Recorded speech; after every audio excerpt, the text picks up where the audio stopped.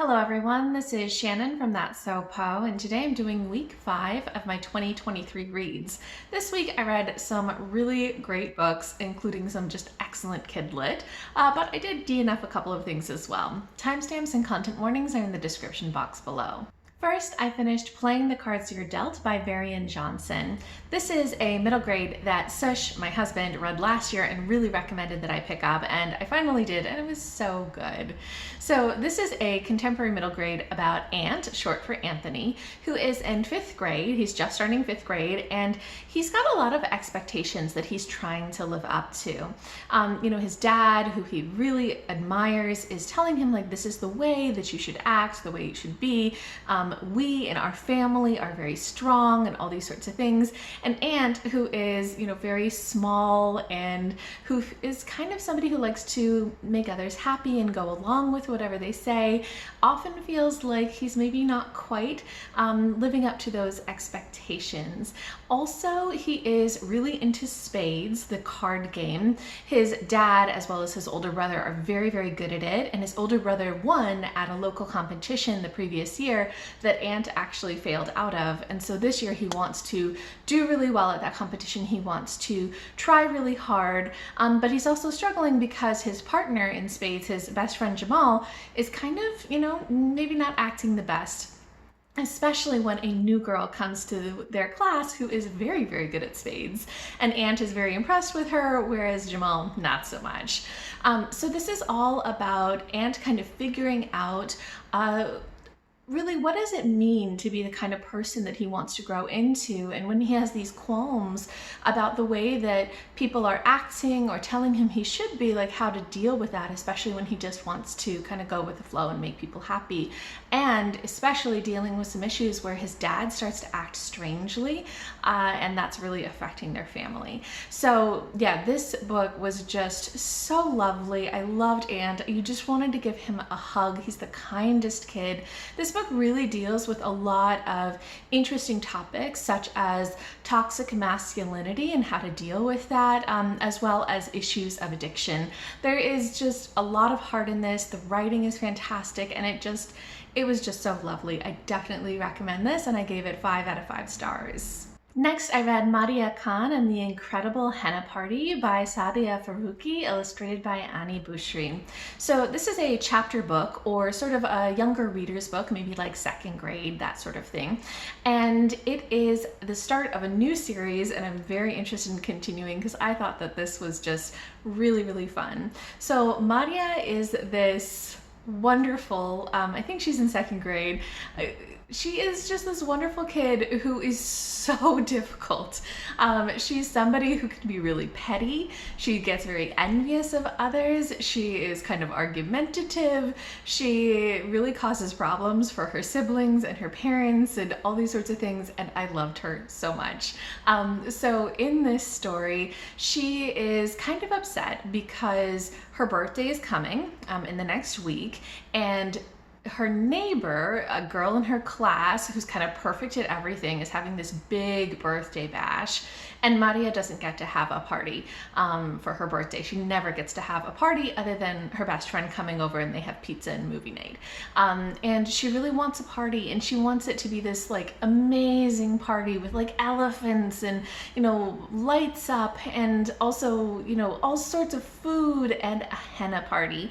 And she maybe tells some friends that she's gonna have it, even though her parents haven't agreed to it.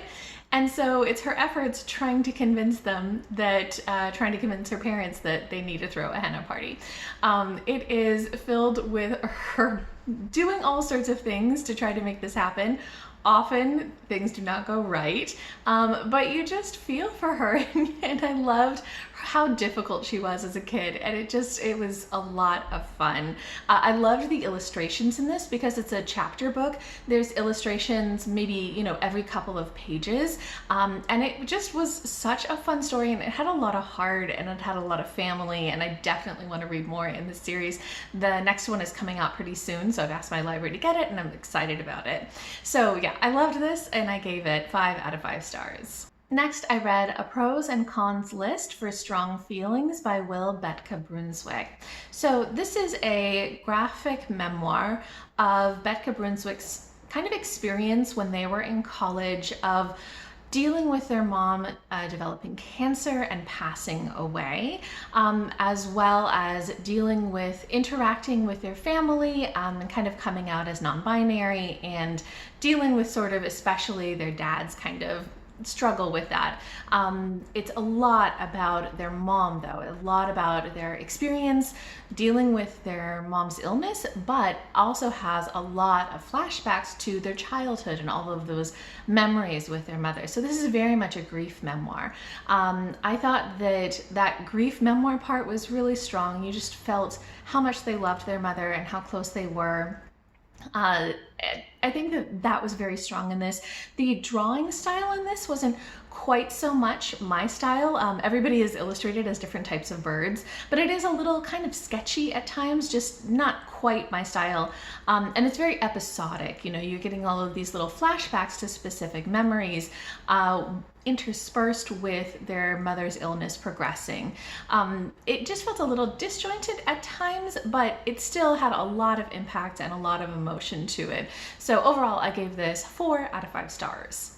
Then I read Tides of Magic by Andi R. Christopher, which is a pen name for Andy C. Buchanan for their kind of cozier works, and I am so into this. So this is the first book in a new series, the Charlie Deacon series, that is set in New Zealand. It's this cozy mystery urban fantasy series about Charlie kind of learning some magic. So at the start of this book, Charlie is dealing with some problems because her sister has disappeared, and the police and her parents and everybody don't really think it's a big deal because her sister was like a 5th year med student, and they're like, oh, people who deal with the stress of that often just kind of leave it all and they go on their own.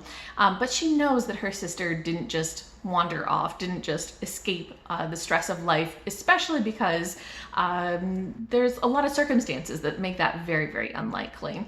So she decides she has to investigate, and she follows a lead that she hears about this woman by the seaside, this old woman who can help find people even when traditional methods can't. And so she goes to this seaside town, even though the sea has made her sick since she was a child for unknown reasons, and discovers that this old woman is a witch. And things progress from there as she interacts with the witch, as well as just deals with being by the seaside, figuring out what's going on with her own body there, and kind of finding clues and figuring out what has happened to her sister. This has very, very cozy vibes. It's very slice of life as well. It's a very slow pace, but I love that about this kind of storytelling. And the magic in this is also really interesting. This is kind of a world which is normal, totally just like our normal everyday world. But Charlie's discovering that there are some magical things that are going on. And this is all about kind of the sister relationship between the two sisters, and about her finding her sister and also just uncovering a lot of what's going on. It's just got really, really gentle, cozy vibes, and I loved the writing, so I had such a fun time with this. I gave it 5 out of 5 stars, and I'm super excited to continue in the series as soon as more books come out. Then I did have a couple of DNFs, starting with Here Be Icebergs by Katya Adaui, translated from Spanish by Rosalind Harvey. So this is, I think, just not the book for me because it is very literary and just went over my head. It is a collection of short stories, and I read part of the first 2 stories, so total maybe about 9% of the book, and I had no idea what was going on, and I just couldn't connect to the stories, to the characters. I was kind of lost. And I think that this is just a failing of mine in terms of not being very familiar with literary fiction. And so I just didn't have anything to grasp onto. So this ended up not working out for me, but that's no shade against this. Probably plenty of people will enjoy this if you read more literary fiction. Then I also DNF'd the Dawnhounds by Sascha Stronach. This is a book that I was really looking forward to, but it ended up just not being my type of SFF. This is basically sort of like almost biopunk, but it has a lot of the tone of cyberpunk, which really does not work for me very often. It follows a woman who is a police officer who comes from kind of some, streets background, but is in the police now, and there's some weird things going on. I got about 20% through this trying to go into it, but then I realized not only is this kind of that cyberpunky feel, there's also body horror. Because this is like biopunk, there's a lot of stuff to do with like mushrooms and like technology that is based on like growing things rather than on mechanical or technology type things. And there's just a lot of graphicness in terms of some of that, and it was like, oh, this is not gonna work for me. I can tell right now. And just I think the tone of it as well just wasn't for me. But I think that the world building in this is super cool. So if you're interested in reading something that is a little bit different in terms of that kind of biopunk, cyberpunk type of style, and that is about queer characters and is also, I think, influenced, Sascha Stronach is Maori, and so I think there's some influence of that in this too. Lots of cool stuff going on in this book, just not quite for me. Okay, so that is everything that I read and DNF'd this week. If you guys have read any of these, if you're interested in them, you want to chat with me about them, or if you've read anything interesting this week that you want to tell me about, I'd love to hear from you. Just leave me a comment down below.